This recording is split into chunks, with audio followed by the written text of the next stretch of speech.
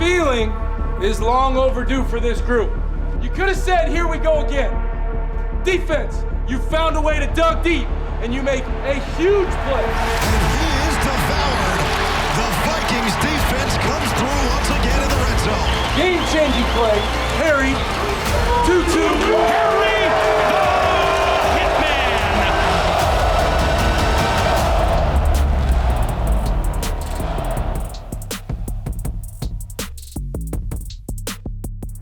Long overdue is how Kevin O'Connell described Sunday's win. How was the feeling when you reported back to TCOPC right here this week? It's obviously good to get a win. We're still sitting at 1-3, so a lot of work to do. And you can't get too caught up in like, oh, we could have been this or we could have been that. We're 1-3, but I think we're trending in the right direction. Yeah, when you get that feeling back, how do you continue that trend? Just keep stacking the good things that we've been doing, and there was a ton of good things in the games that we lost as well. Oh, what a strike. Oh, Justin Jefferson on the run. Jefferson will not be caught. It's a touchdown. There's no panic, but there's definitely still urgency.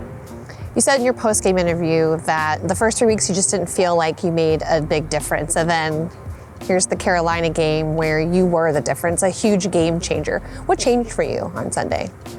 Oh, I don't want to say a whole lot. Making the plays that kind of present themselves. Sometimes when you play safety, you'll go through some games where it's pretty quiet, and then there's games where you're kind of in all the action, and that's just how it is. You always have to be ready. Very true. Now at 34 years old, a 6-time Pro Bowler, and you're playing a game you love while continuing to have career bests. I mean, you just had 14 tackles, 3 sacks, 2 tackles for a loss, 3 quarterback hits, and a forced fumble. With a stat line like that, there have been words tossed around, post-game vintage performance. I mean, when you hear something like that, what do you think?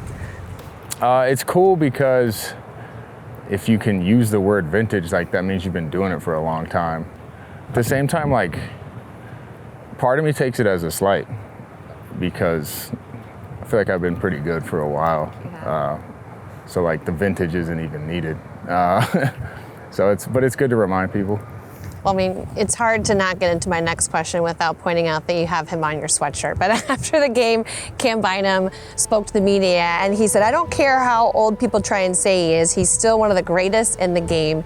He's a future Hall of Famer. And Brian Osmwa and Josh Metellus tweeting out, put him in the Hall of Fame, put him in Canton. How do you feel? Do you feel like you are worthy of that nod? I don't really know. And honestly, I don't really love even thinking about it while I'm playing. I'm still enjoying playing, and I've never really been one to buy into a ton of the outside noise, good or bad.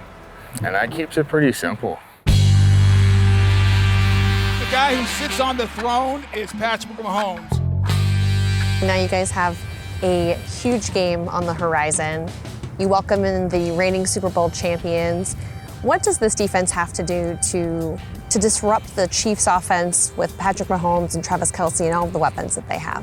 Yeah, that word, I think, is a good place to start. You got a guy, you have Patrick Mahomes. He's pretty fantastic and very creative and can physically execute things that a lot of people can't. So finding ways to disrupt that, make it harder. Don't make him, comfortable back there. But sometimes he thrives when he's not comfortable. And then Kelce's he's just, he's hard to describe because he moves in a way that's he's different. He moves different than a lot of people, and it's very effective. And he's big. They obviously have a very good connection. And then it's not just those two. They have, Pacheco and a lot of guys who can make plays. So it'll be tough. But that's going against the defending Super Bowl champs. That's pretty fun. I actually haven't played against Mahomes, so it'll be fun. It should be a fun matchup.